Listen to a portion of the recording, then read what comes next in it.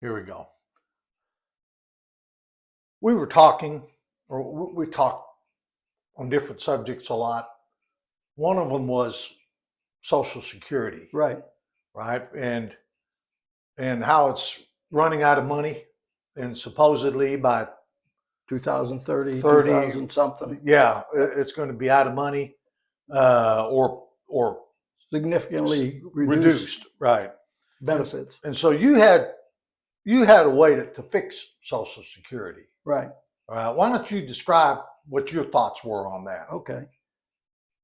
So I'm sitting, and I've thought for a long time that Social Security ought to be individual accounts Right. and not this Social Security fund, etc. Originally, Social Security was to be a safety net for people retired, Right. and that it came out in the Theodore Roosevelt, not the Theodore Roosevelt, the Franklin Roosevelt period of time. He's the one who started Social Security. Right. And everybody was supposed to pay into it, and it wasn't supposed to be for retirement alone. It was a safety net. Well, like everything else in our government, is broken. And I thought for a long time it should be individual accounts. So I'm sitting here one. Now, before you jump to that, you were around for a lot of that period. I mean, maybe not when it was started, No, but right, right afterwards. right. I was And born. when did it become broken? It was probably broken the day they created it. I mean, they probably had it built in. It's a Ponzi scheme. If you look at Social Security, it's a Ponzi scheme. I mean, you pay money in to get money back later that somebody else is going to pay in. What's a Ponzi scheme? Right. Okay, so I said, there's got to be a better way.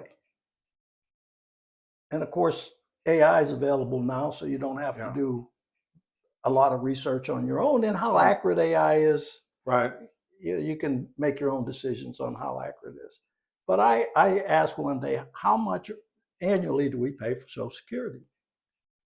And the number came back 1.4 trillion plus dollars, plus SSI and other benefits for people that Social Security was never meant to support. Right. For the total of around $1.7 trillion annually. Well, of course, there was supposed to be a trust fund that was set up to pay that, but the trust fund's been rated historically forever, so it's probably nothing in the trust fund. I think AI said there was like $9 billion or $1 trillion in the trust fund that wasn't taken out annually, but some money was taken from it. So I said, well, what's the deficit between what Social Security cost in total and what the payments are from employees and employers? What's the deficit on an annual basis? And they had come back and said around 200 billion, 250 billion. Again, you can pick a number. Right. And I said, well, at that time was when Doge was in operations. Right. And it was 3 or 4 months into Doge, and they had identified $200 billion worth of fraud. Right. And the tariffs were making money. Trump had come on with the tariffs and said, we've been taken advantage of for years. We're going to even the playing field. Right. And the tariffs, again, you can pick whatever estimate you want. We're bringing in $165 billion. Right. So say a total, you had $300 billion. If you'd got rid of the fraud and abuse and you would have taken that tariff money, you could fix Social Security. Right. And what would that do? Well, what are the unfunded liabilities of Social Security out there? Probably in the $50 trillion, $70 trillion range. Right. So you could fix all of that.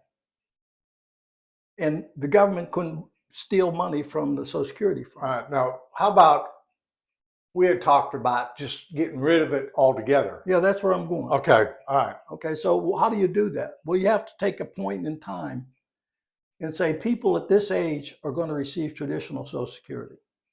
Right.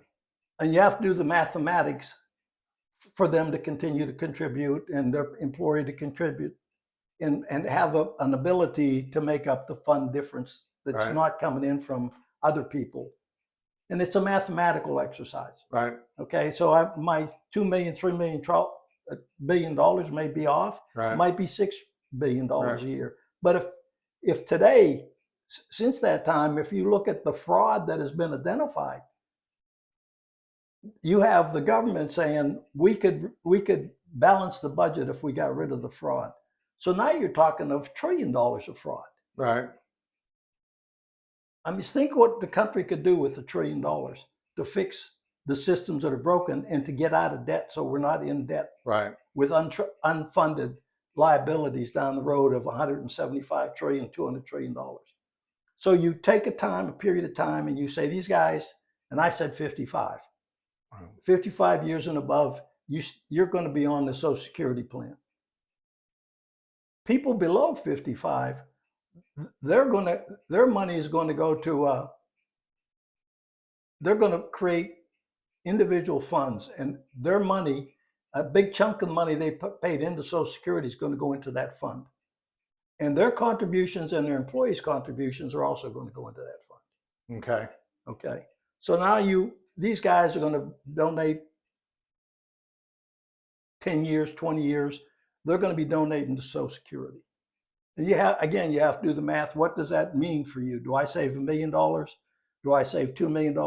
If I have an annuity and it's $2 million and I'm getting paid 4% in, that's $80,000 a year. That's more than most people are getting in Social Security.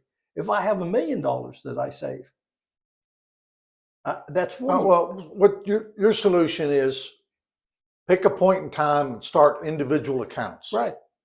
For everybody, except, I mean, there's going to be some people that continue to get it. You're a certain age group. You're going to receive Social Security. Right. Okay. So you have to integrate also. You can integrate the 401k programs into the Social Security program. It's mine. Yeah, but it's making it complicated. Are you above a certain age? Are you solving the problem, or am I solving? Well, but I'm supposed to ask questions. Okay, but don't make statements. Okay, but what I'm saying, above a certain age, they get Social Security. Right. Below a certain age, they get individual accounts. Right. Okay. Those individual accounts are theirs. Okay. They can be inherited. In my world, those individual accounts would be retirement accounts. All right. So the survivors could not use them for going out and buying a house or a car. They would go into their retirement accounts. This money would be retirement accounts forever. And so at some point in time, some generations in the future are going to be very comfortable in their retirement. All right. So let's say you had one of these accounts. Right. And it had $2 million in it. Right. So when you died, it would go to your heirs. Right. But they wouldn't get to spend the money. That would go into their retirement accounts. Exactly. And then when they died, it would pass to their kids. Now we have a retirement system that's actually going to work. And the federal government is not going to have to spend any money. It's going to be the employee and the employer. All right. So how's this money going to get invested? Well, again, my model is we hear all the time about our infrastructure. Right. And I remember several years ago, a whole block in San Francisco blew up. The gas mains blew up and a bunch of people got killed. In Dallas, I don't know if it was an accident recently or if the gas lines blew up. But so the infrastructure in this country is ancient. Right. And everybody's going to solve the infrastructure problem, but nobody ever does. Right. And so you create bonds to fix the infrastructure. And those bonds can only get money from individuals' retirement accounts. And they're guaranteed a return, 4%, 5%, whatever. Because a lot of the infrastructure is companies. Right. So they can reimburse. They're charging for the infrastructure that was built by the cities, and them also, they helped build it. Right. But there was monies and property donated that went a long way to make the infrastructure. So you can come up with some plan that infrastructure is going to pay the money back. So it'll be government or state government bonds. Well, you could leave it at the state level. Right. I mean, if you go back historically, we were going to be states' rights. Right. As a matter of fact, the Civil War was fought over states' rights, not slavery. But some government entity is going to issue the bond. Yes, Right. and it's going to be guaranteed. The Okay. interest is going to be guaranteed. And now you're going to have billions of dollars, trillions of dollars over time to make sure the infrastructure stays as current as it needs to stay. So Bank of America is going to swoop in, buy up the bonds, and then charge you a premium to buy the bonds. This is Social Security money, and you can't have Bank of America or J.C. Morgan or any of the other ones that are running around screwing the people today come in and do that. So they're not eligible to buy. They're not eligible. They could be the administrator of it, and they could get some money out of it. Okay, but that's going to come out of the infrastructure, paying them back, just like they're paying back the funds. So you say I got $500,000 Right. in my retirement. Well, $500,000 is $20,000 a year. Right. That's not enough for retirement. Okay, so you have to tie in. You have to tie in the 401k plans, and you have to make them more eligible for retirement. Now, Trump has created something that you could take and make it the retirement system. The Trump accounts. The Dell husband and wife, Michael Dell and his wife, donated $6.5 billion or something. So every kid born between 2025 and 2028 is going to get an account of $1,000. The family can add funds to that. Okay? And you ought to get some benefit for adding funds to it. It ought to be tax-free, et cetera, et cetera. Can you imagine somebody at birth and saves money till they're 65 or 67, whatever we say the retirement age is? How much money they would have? You would not have to have a Social Security system. But guess what? Nobody wants to fix the system. No. I mean, how many years they said we're going to go to the government and audit the government? Well, Doge did it for 3 or 4 months. They discovered $2 billion. Has any of the fraud or abuse been punished? Has the money been clawed back by the federal government? Right. No is the answer. Now we come along 2 years later or a year and a half later, and we find out in Minnesota, where there's a bunch of the state's going to do what they want to do and screw the federal government and screw the people in Minnesota. And we find out there's fraud to the tune of about $18 billion. Right. So the president says, okay, I'm going to put together a fraud team. He puts J.D. Vance in front of them. So now they're in California, Illinois, New York, and they ought to be everywhere. Because if there's $18 billion in a state the size of Minnesota, there's $1 trillion in the rest of the country. Right. Are we going to fix that? I seriously doubt it. Yeah. So yeah, can you fix Social Security? My numbers are pie in the sky numbers. Right. I did AI. Right. I did it. It took me about an hour. But the idea is individual accounts, and that money from the individual accounts is invested in bonds, infrastructure that the government puts out that only the individuals are eligible for. You can't have these businesses swoop in and eat them up and then sell them back to you at a premium, inflated price. Yeah, and you can't have foreign investors come in and invest. It's only for individual investors.